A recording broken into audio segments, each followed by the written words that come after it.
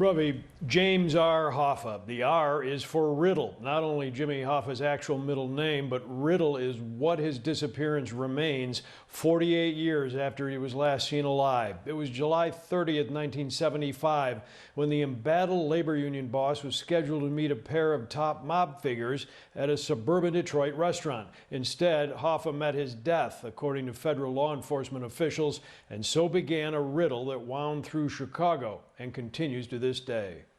Riddle was the maiden name of Jimmy Hoffa's mother. It's a word that has come to define Hoffa's mysterious legacy. What happened when Hoffa pulled into this restaurant parking lot near Detroit 48 years ago Sunday? I do believe there's probably some associates and people who were involved that may still be alive. They'd be pretty old by now.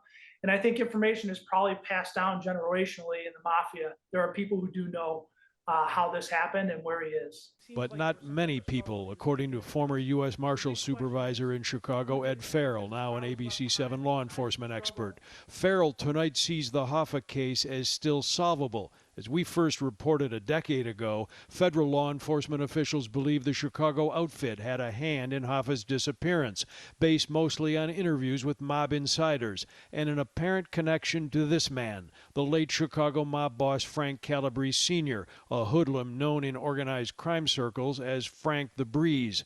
Calabrese's FBI file obtained by the I-Team details a meeting in Missouri the week that Hoffa vanished, part of the so-called Hoffex investigation, the FBI's code name for the case. In the Bureau's file cabinets, a link between Hoffa, Chicago outfit bosses, and the Teamster Central States Pension Fund, long thought to be key components of the crime riddle. Is 48 years too long to solve the case, or is it going to be open-ended forever?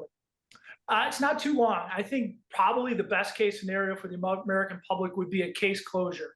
Obviously, most of the offenders who probably were involved in this are probably dead. So I think getting a prosecution would be near impossible. But I do think they could probably close the case. They probably could get some information as to where the body is, get the physical evidence, and close the case.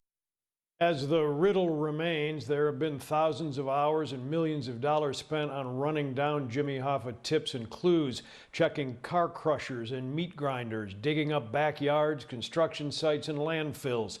To this day, the consensus among informed federal agents and mobologists is that Hoffa was killed in Detroit and his corpse quickly dissolved in an acid vat, never to be found.